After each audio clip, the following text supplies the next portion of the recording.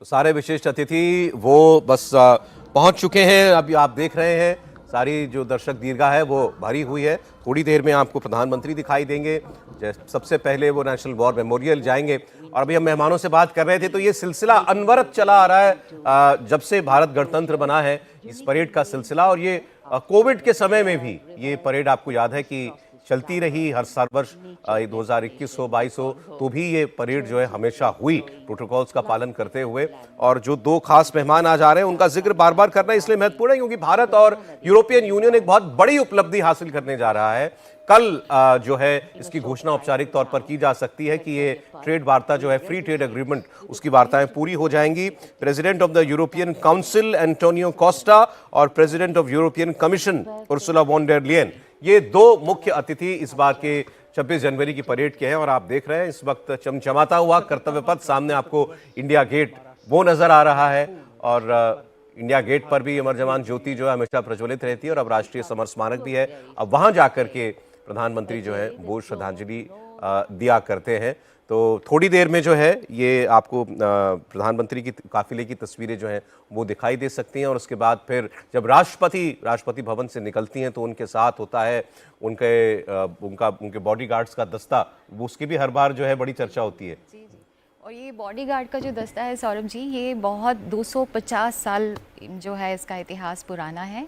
और जो इसमें जो इसमें अंगरक्षक होते हैं उनकी हाइट के बारे में, उनकी ऊंचाई के बारे में बड़ा चर्चा होता है कि वो 6 फीट से भी ज़्यादा होते हैं। उनके हाथ में 9 फीट का भाला होता है और जो घोड़ों की ऊंचाई है वो 15.5 के करीब होती है।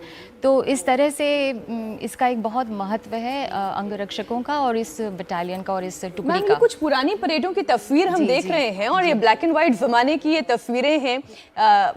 यानी जेल सिंह जब राष्ट्रपति थे उस वक्त जो परेड थी, अच्छा बग्घी पर सवार होकर आने की एक परंपरा थी लेकिन ये परंपरा बदलती चली गई। लेकिन प्रणब मुखर्जी जी को हमने देखा था, उन्होंने फिर से उस परंपरा को जीवंत किया, वो भी बग्घी में सवार होकर आते थे। जी, पिछले साल भी हमने देखा था कि माननीय राष्ट्रपति महोदय और हमारे जो गेस्ट हैं वो बग्घी से ही आए थे। तो इस बार भी उम्मीद है कि वो बग्घी से ही आएंगे। और इन जो अंगरक्षकों की हम चर्चा कर रहे थे मीनाक्षी, वो उसमें ये है कि ये अंगरक्षक सिर्फ अंगरक्षक ही नहीं बल्कि सबके सब जो होते हैं पैरा ट्रूपर भी होते हैं। ये टैंक में भी इन्होंने काम किया होता है और इन्होंने बटालियन जो होता है उसमें काम किया होता है, कॉम्बैट में काम किया होता है, सियाचिन में भी इन्होंने अपनी भूमिका निभाई है। जी, तो ये पैरा ट्रूपर टैंक भी इन्होंने चलाए हैं। तो इनकी बहुत वर्सेटाइल अलग अलग भूमिकाएं होती हैं।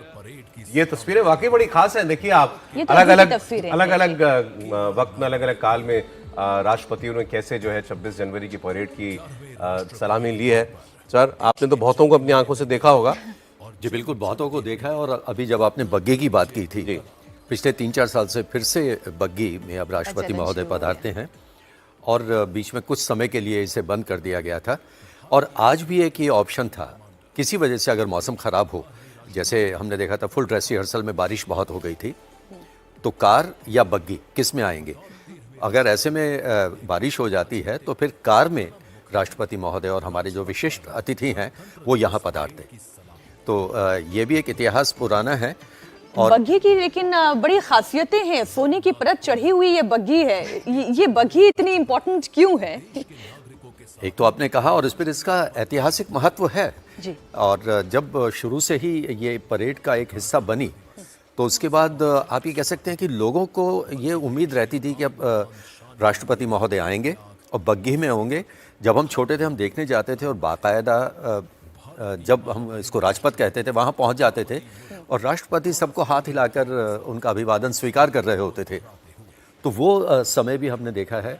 और कमेंट्री जब हमने करना शुरू किया तो उसके बाद धीरे धीरे बहुत बदलाव देखे। एक और बदलाव प्रदीप जी, पहले जो बच्चे आते थे वो हाथी पे चढ़कर आते थे गजराज पर, और फिर उसके बाद उनको जीप में लाना शुरू कर दिया क्योंकि गजराज चल रहे हैं कर्तव्य पथ पर उस वक्त तो राजपथ। आपने बिल्कुल ठीक है। तो अब हम लोग मजाक में भी कहते हैं किसी को कि भाई बहुत बहादुरी का काम किया, 26 जनवरी पर हाथी पर बैठेगा ये। तो ये पहले होता था। असल में एक बार ऐसा हुआ था कि हाथी एक वो अड़ गया था वहाँ। अच्छा। तो उसके बाद फिर एक तरह से कहा जा सकता है कि परंपरा शुरू की गई कि अब वो जीप में आएंगे। पर इसमें बहुत दिलचस्प बात मुझे याद आई कि ये जो आपने कहा ना हाथी अड़ गया था। अब आप ये देखिए कि जितने भी अंगरक्षक के घोड़े हैं वो वहाँ पर आ रहे हैं, तो उनको 45 दिन तक वहाँ पर अभ्यास कराया जाता है उस माहौल का। वो जो तोप 21 तोपों की सलामी होती है वो सुनकर वो थोड़े से विचलित ना हो जाएं, तो 45 दिन तक उनके अभ्यास कराया जाता है उस माहौल से कि वो आवाज़ भी सुने और उससे विचलित ना हो।